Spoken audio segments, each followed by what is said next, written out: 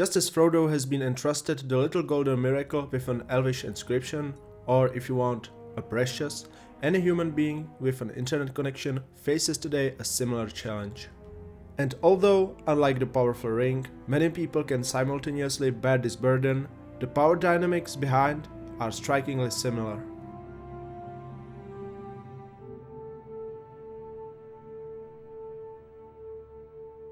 The humanity of today's world finds itself in the midst of a dilemma similar to the ones of the Fellowship. A great potential power has been entrusted to us.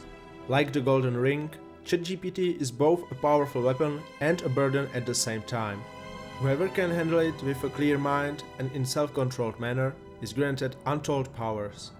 However, if you fail, if you lose control and succumb to the immense power of this 21st century miracle, just like in the introductory Boromir's speech, the doom is inevitable.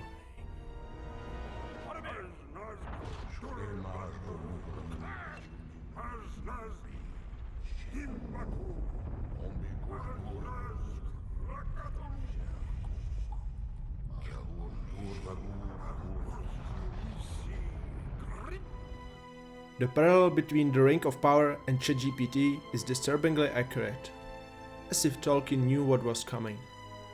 The question is, what should we do about it? Should the new technology be simply destroyed, or is there a better alternative?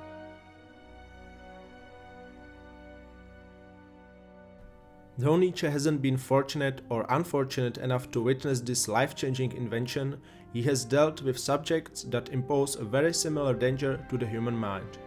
One of his main concepts is so-called slave morality, which he saw as a problem to which he later developed an answer called master morality. The slave and master morality can be applied to various areas of our lives. Nietzsche deconstructed this theory to great details. He saw the ones who adopted values, expectations and ways of behavior as well as thinking from others as slaves, whereas those who set their own values, standards and ambitions as the masters. This dynamic can be seen almost anywhere in our lives: work environment, relationships, politics, etc. With a healthy dose of oversimplification, the slave-master morality concept can be reduced to an active and passive mindset.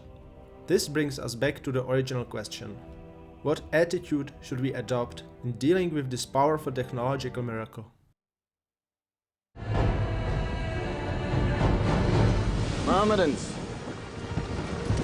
my brothers of the sword. I'd rather fight beside you than any army of thousands. Let no man forget how menacing we are. We are lions!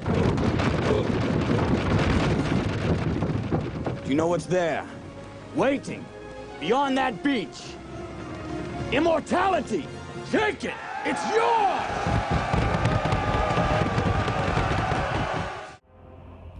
Nietzsche always looked up to the great figures of history like Napoleon, Alexander the Great, or the now mentioned Achilles because of one thing and one thing only: their courage to assert a position of power.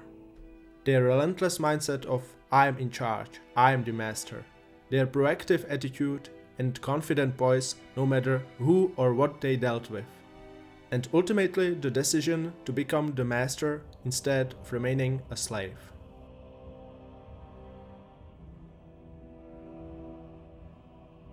Once you decide to become the master rather than a slave to the new quote-unquote ring of power, you will start recognizing how accurate the parallel of the slave and master dichotomy really is. You, the master, give the commands in the form of prompts.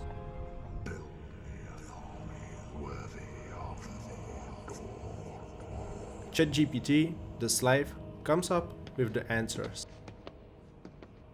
What orders from Mordor, my lord?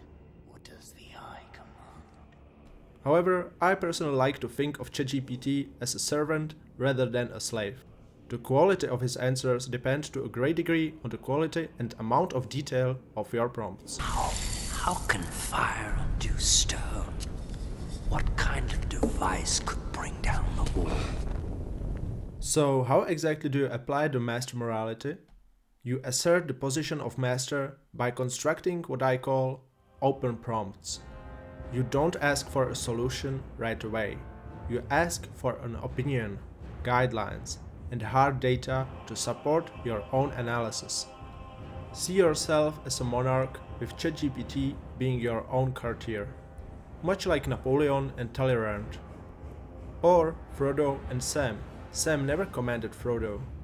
He always reminded him of his responsibility and importance of the task at hand and let Frodo decide upon his own best judgment. Frodo being Frodo, this didn't always end up well.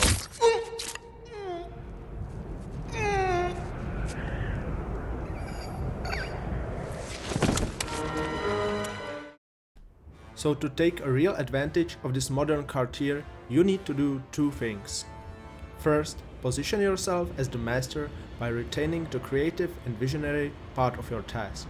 And second, position ChatGPT as your own servant by feeding it open prompts and asking for guidelines, opinions, parallels resembling your own problem, etc.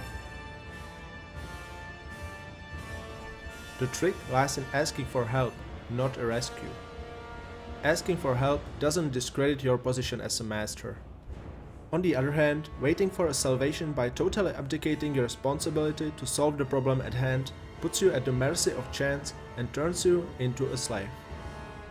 Don't ask for the solution. Ask about the process. Ask about the validity of your own ideas. The best thing you can do is leveraging what each of you does the best. You, a human being, take care of the Promethean and visionary part of the task. You execute the greatest of human powers, creating something from nothing. And delegate the rest to your new obedient servant, who is much greater and faster researcher and provider of data than any human being. In this manner, you avoid both the doom and descent of your brain capabilities, remain the master of the affair, and create something extraordinary. To resist the pull of ChatGPT is to resist the enchantment of the Ring of Power. Master it, and untold power will be yours. Surrender to its laziness-inducing pull, however, and the doom of your mind is certain. Thank you so much for watching. What's your opinion on this technological miracle? I would love to hear your experiences with this tool, so if you got anything on your mind, please drop it in the comments below. And as always, if you enjoyed or found this video helpful, feel free to subscribe for more of Nietzsche's wisdom. Thanks again, and see you soon, fellow thinkers.